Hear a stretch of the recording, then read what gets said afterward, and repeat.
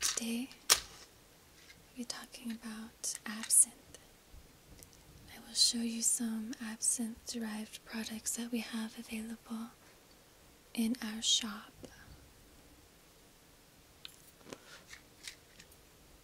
First of all, and I will talk about the history of absinthe.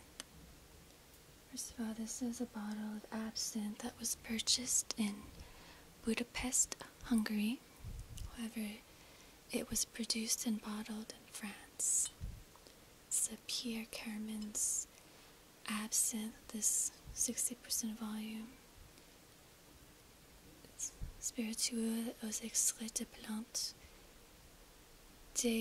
d'absinthe. Absinthe is derived from wormwood and some other products we have. It's absinthe mind expanding massage oil. It contains some massage oil or body oil designed to open your third eye and expand your mind. It contains a base of sweet almond oil with various essential oils including fennel, rosemary, sandalwood, and patchouli.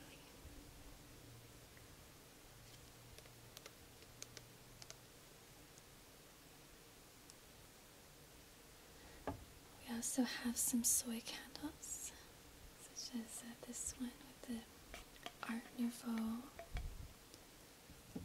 design.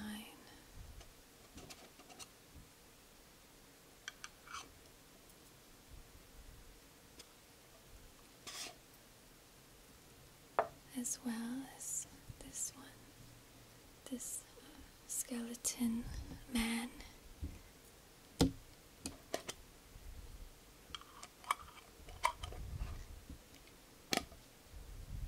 It's rather gothic and Victorian. As well as this one, another Art Nouveau, a photo of a beautiful woman. The Art Deco, Art Nouveau style.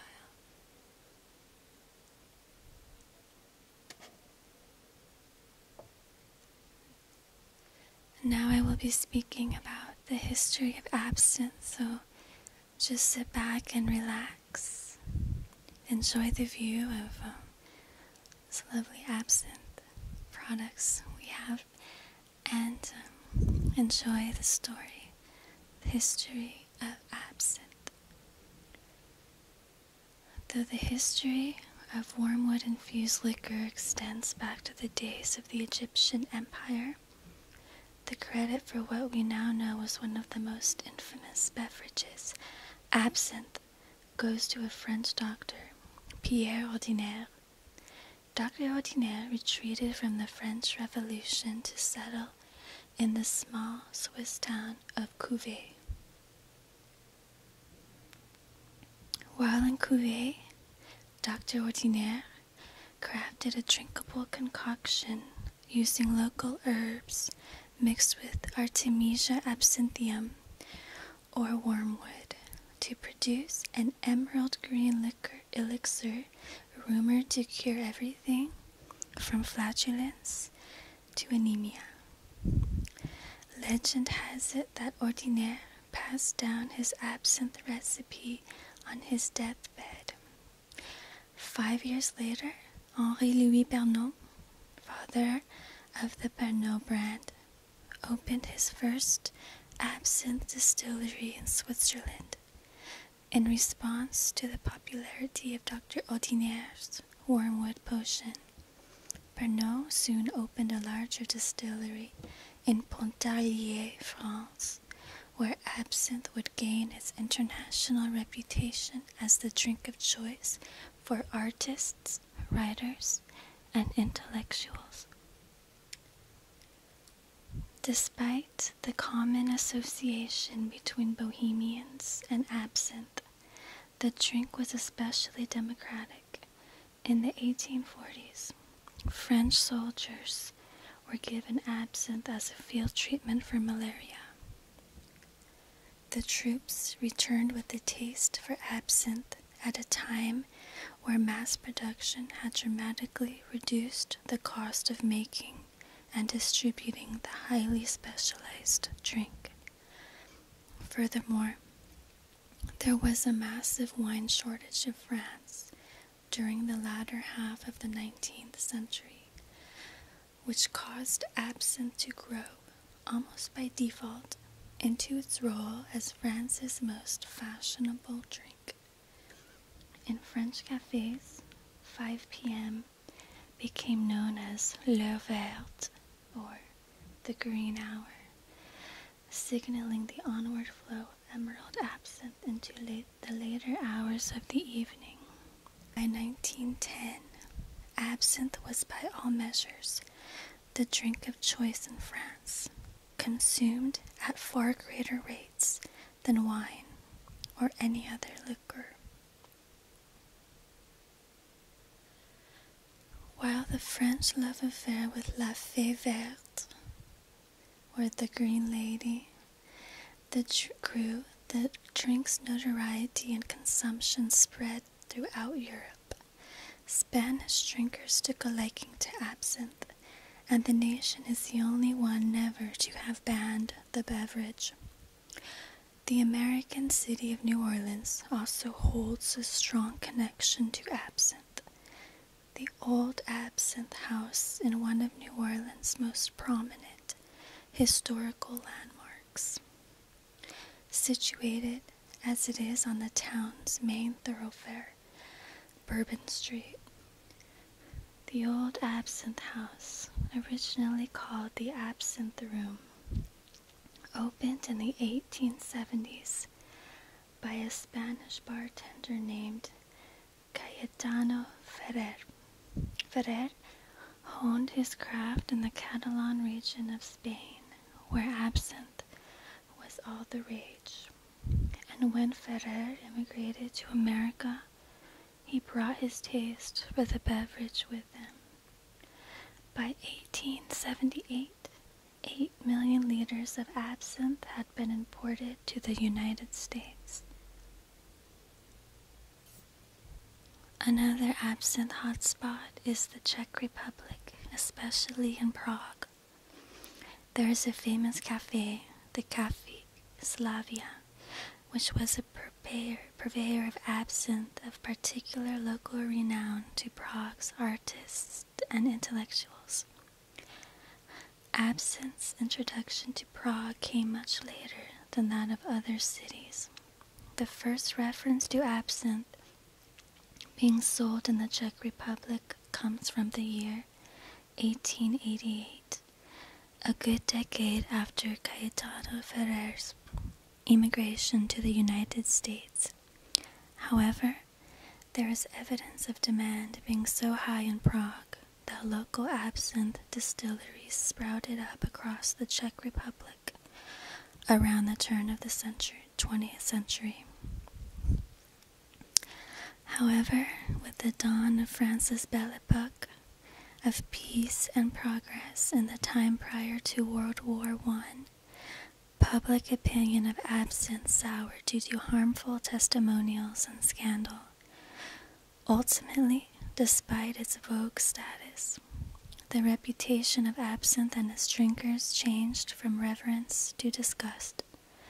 Belgium, Brazil, the Netherlands, and even Switzerland, where the modern recipe for absinthe is said to have been created, all banned the drink in the early 1900s, followed by the United States in 1912.